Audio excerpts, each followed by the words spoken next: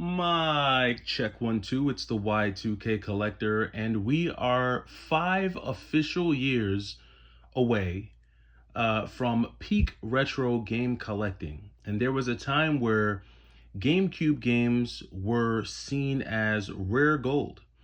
But is that still the case in 2025? And a big part of me wants to say no. Now, the three games that you're looking at here are not games that have been ported to the Switch. We have not seen a Kirby Air Ride on the Switch.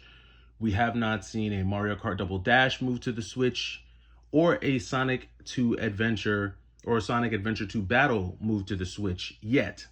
At least not in any type of physical format. Now, are these games available via the Switch Online service through the GameCube?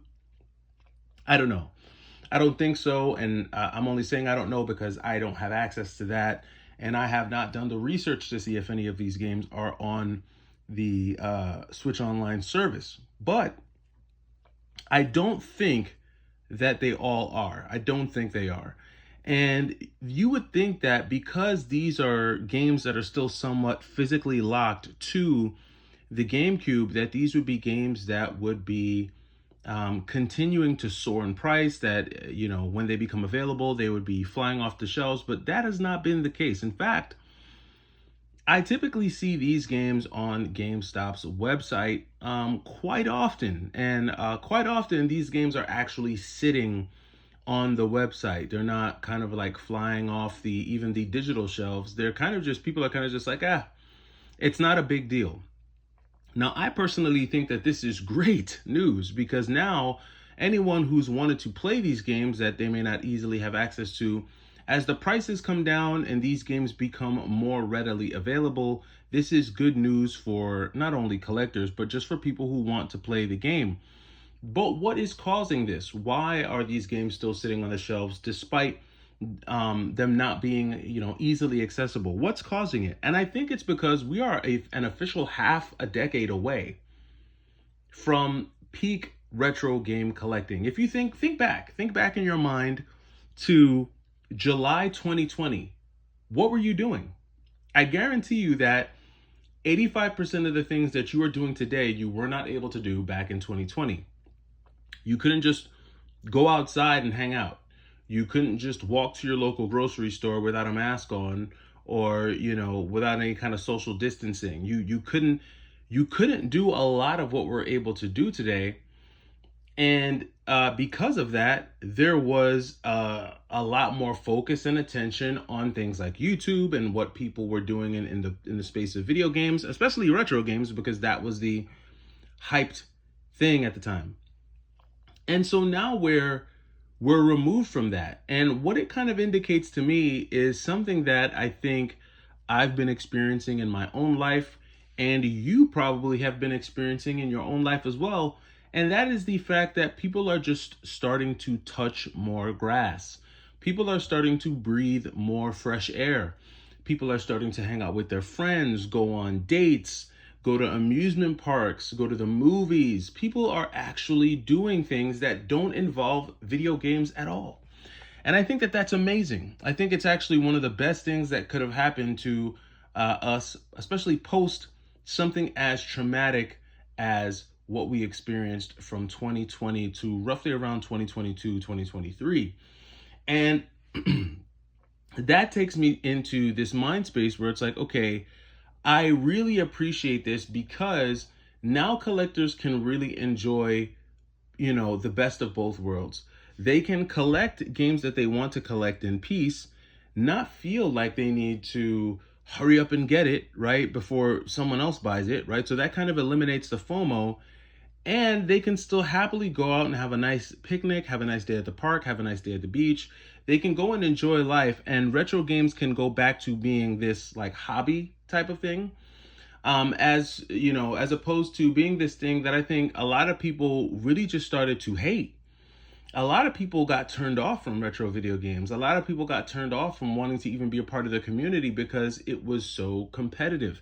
And it was all about status, and it was all about who had which game and who had what game and who could, have a bigger collection than who. And these days, no one really cares. I mean, go on YouTube and look at some of the retro content. You know, a lot of times when I try to pull up retro content, I'm either pulling up Retro Rick, which no hate to Retro Rick. I think um he's built a great empire for himself, both on YouTube and with his retro game store.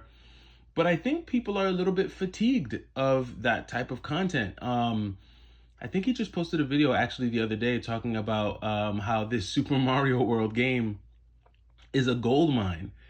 And I saw that video, and I think when I last checked, the video had done around 33,000 views. Now, I am no one to judge Retro Rick, right? Because like he's way bigger than me. He's got a bigger channel. He's got a bigger platform. He's done more. He's experienced more. But I'm measuring Retro Rick against himself in this comparison here.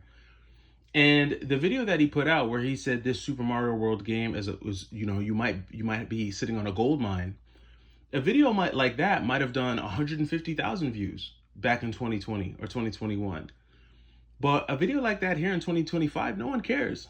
No one cares as much. I'm not saying no one cares, but people do not care as much because people's attention has turned elsewhere. And so it doesn't mean that retro gaming is dead, but it does mean the hype is gone. I think the hype is absolutely gone. And the people who still care to that degree are the people who have always cared in the first place. These are the people who were invested way before 2020. These were people who were a part of the gaming community way before it was a cool or hyped type of topic to talk about. And so it's still going to attract that audience. But I don't think it's attracting the reselling community, because I think resellers honestly are starting to get fatigued of retro video games to a degree. I'm not saying that they don't care about it at all. So all you resellers who are out there watching this video, calm down, put your weapons down, take your hands off the keyboard, relax. I'm not saying that no one cares at all. But what I'm saying is that being 5 years removed from the height of it, it doesn't hit the same. And you're starting to see more things sit on shelves. And I think that that's a beautiful thing. I think it's a beautiful thing all around. I think it's an amazing thing that collectors can collect the games they want. I think it's an amazing thing that people are getting outside. They're going, like I said, they're hanging out with friends. They're going on dates. They're going to amusement parks. They're getting outside of their homes. They're losing weight, right? I think all that stuff is great.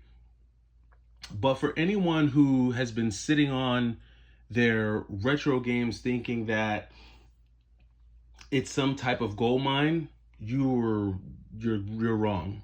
You're absolutely wrong. It's not a gold mine. If you want gold, go actually buy gold. You can buy shares of gold in the stock market. You can go buy stocks. You can go buy bonds. This is not an investment. Do not look at your collection and think that it's gold by any means, because it is not. And in fact, I think as we move further and further and further away from the experience of 2020, is the more we will see items like this begin to sit on shelves again. And the only folks who are going to really be snapping them up are going to be video game store owners, maybe collectors, and maybe resellers. But you're not just going to see the casual everyday person walk up and say, ooh, I want a copy of Kirby's Air Ride. It's not going to happen. I could be wrong. This could be something that I'm only seeing in my neck of the woods. What say you? Let me know what's going on in your area, what you're seeing, and I'll catch you in the next video. It's the Y2K Collector. Take it easy.